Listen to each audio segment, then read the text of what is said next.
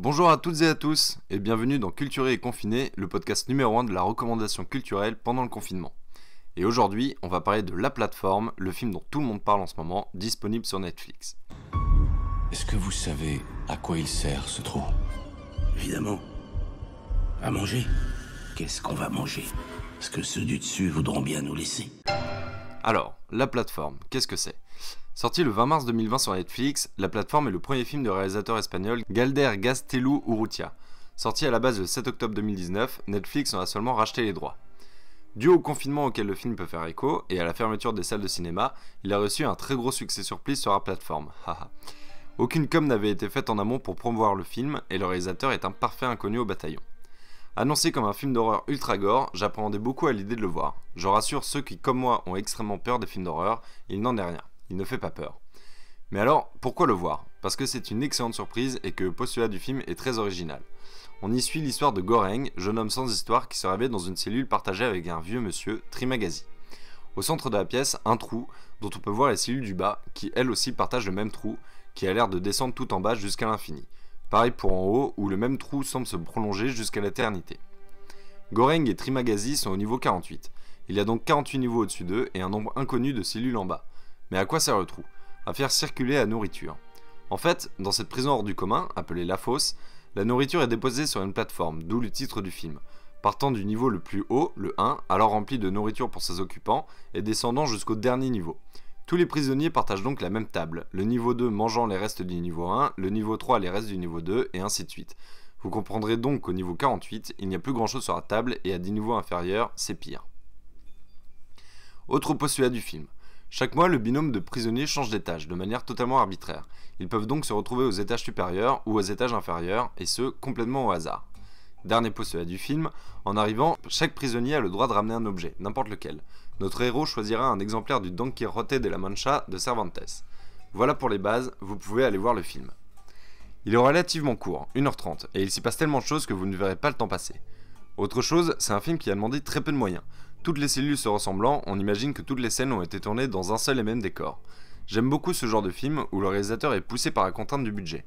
Pour composer un chef-d'œuvre avec très peu de moyens, tout doit donc se jouer dans le scénario et la mise en scène.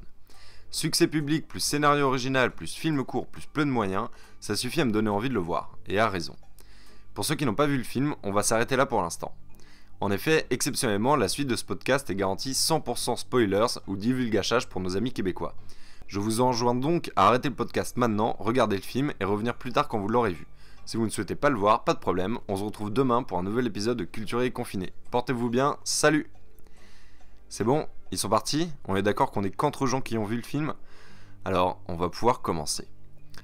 Alors, pourquoi je fais ce podcast aujourd'hui? Outre la qualité du film, ce sont surtout ses nombreuses interprétations post-visionnage qui m'ont intéressé. Hormis le fait d'avoir passé un bon moment sans voir le temps passer, la fin m'avait quand même laissé sur la mienne, de faim. Pourtant, 1 heure après, je me suis dit que finalement, si, c'est bien qu'il nous ait laissé comme ça. Une autre fin m'aurait probablement moins marqué. Et, même s'il manque des réponses, c'est sûrement uniquement pour éviter de nous rassasier, comme les personnages du film donc. Cet épisode est une invitation au débat. Je vais vous donner mon interprétation du film, et j'attends de vous que vous me donniez les vôtres en commentaire sur les réseaux sociaux.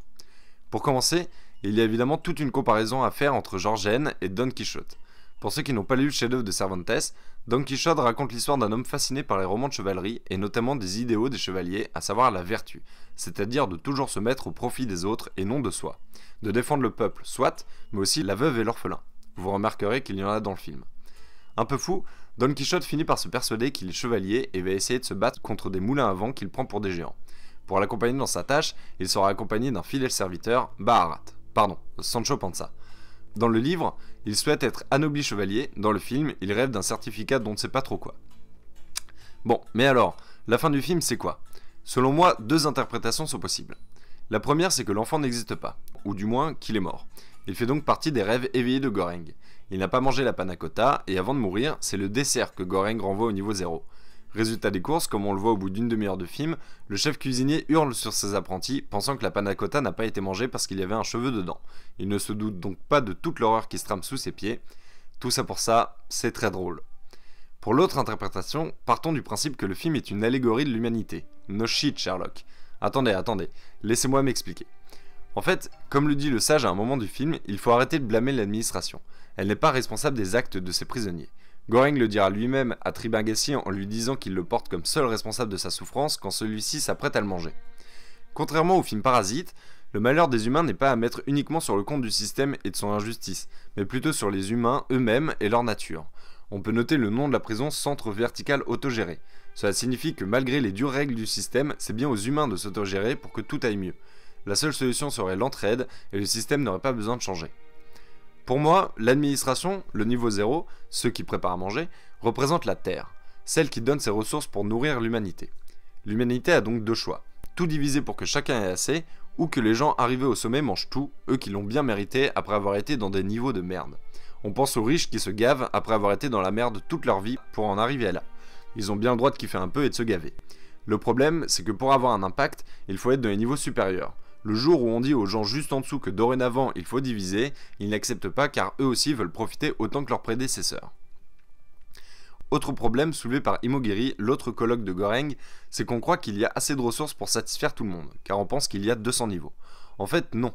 Il y aura toujours plus d'êtres humains sur Terre et pas assez de nourriture pour tout le monde.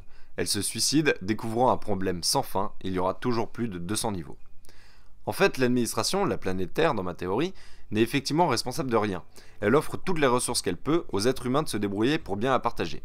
Est-ce que c'est pas le moment de dire que le problème, c'est celui de ceux qui se gavent, c'est celui de ceux qui se gavent, c'est celui de ceux qui se gavent.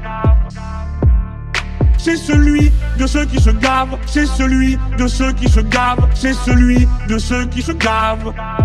S'ajoute à cela les sensibilités de chacun. N'en déplaise à Imogiri, l'être humain n'est pas toujours bon par nature. On se rappellera de la scène où Baharat souhaite remonter et demander de l'aide à ses voisins de l'étage supérieur. Encrassés dans leurs idées préconçues de racisme, ceux-ci ne souhaiteront pas l'aider, tout simplement. Il y aura toujours quelque chose qui bloquera parce que les êtres humains n'ont pas tous la même conception de ce que doit être la vie. Mais alors la fin. Dans cette interprétation, pourquoi renvoyer l'enfant, ou la panna cotta, ou même le chien, comme le souffle Imogiri dans un rêve éveillé? Pour moi, le message n'est pas adressé au niveau 0. Envoyer un message, une offrande à la Terre, ne changera rien. C'est comme si, quand la Terre se vengera de nous, avec le réchauffement climatique qui arrive, on se mette à lui faire des offrandes pour que ça aille mieux. Non, elle n'est pas responsable, c'est à nous de mieux nous organiser.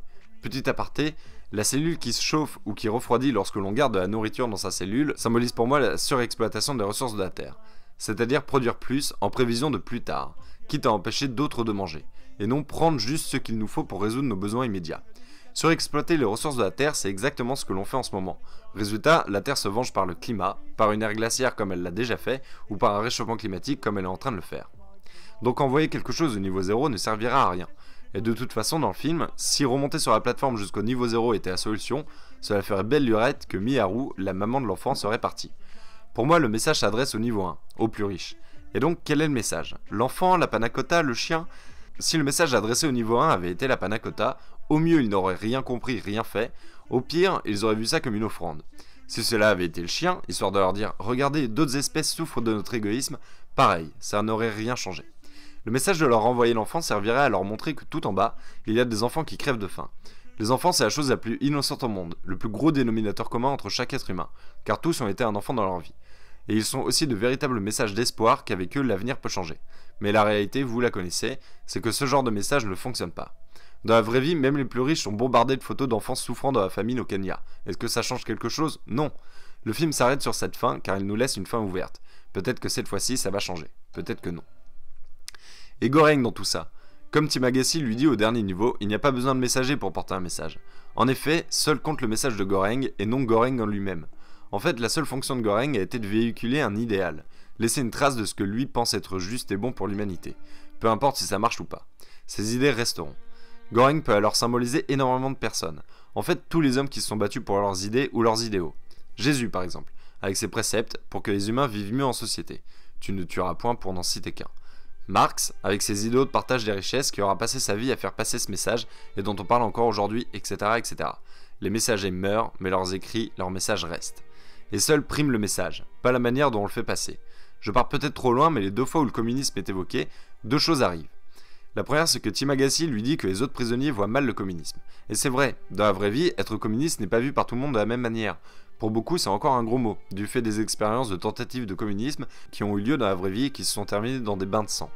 Ce qui nous amène à la deuxième fois où l'on parle de communisme, la fois où Imogiri essaie de faire passer le message de division des repas par le dialogue et où les autres prisonniers ne veulent pas le faire sauf sous la contrainte.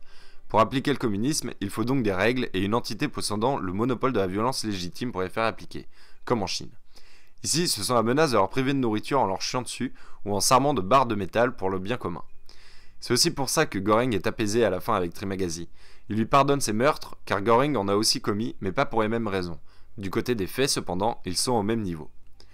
On peut ensuite remarquer que la prison a 333 étages pouvant accueillir 2 prisonniers par étage, donc 666 prisonniers.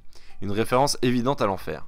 La prison serait donc une métaphore d'un enfer dont la seule caractéristique est qu'elle laisse les humains se débrouiller entre eux pour se répartir la nourriture, sans intervention extérieure, les laissant seuls maîtres de leur destin, révélant ainsi leur vraie nature. Le film n'est au final qu'une expérience de pensée philosophique. Le message serait que les humains sont par nature incapables de se gérer tout seuls et qu'il faudrait donc qu'une autorité le fasse pour eux. On retiendra néanmoins les vertus de la lecture, des rudiments de morale, des ébauches de ce qui permet à un individu de rester encore humain. Au-delà de l'ego et de la violence, le héros principal et son dernier colocataire nous rappellent que l'homme peut aussi réfléchir au-delà à des valeurs nobles, au-delà de sa propre survie, et agir en conséquence. On retiendra aussi ce constat lucide, on ne peut envoyer la merde vers le haut. Sous-entendu, il faut que la révolution vienne des gens d'en haut. Merci à tous d'avoir écouté ce nouvel épisode de Culturé et Confiné. J'ai essayé de l'écrire seul, mais certaines de mes phrases ne sont pas de moi, certains sur internet décrivant ma pensée avec de meilleurs mots que les miens. Rendons à César ce qui est à César, je remercie donc certaines des critiques de Sens Critique qui m'ont aidé à la rédaction de cet épisode. J'ai beaucoup aimé faire cet épisode, j'espère que vous avez pris tout autant de plaisir à l'écouter. Si vous avez d'autres interprétations du film que je n'ai pas évoquées, ou si vous souhaitez que j'explique un peu plus ma pensée sur certains points en particulier, n'hésitez pas à me le notifier en commentaire sur tous nos réseaux sociaux. J'ai vu notamment d'autres théories à partir des prénoms des personnages, je n'ai pas souhaité les exploiter. À vous de faire vos recherches. Je vous souhaite une excellente journée et je vous dis à demain. PS, je savais pas où le mettre alors je le dis ici.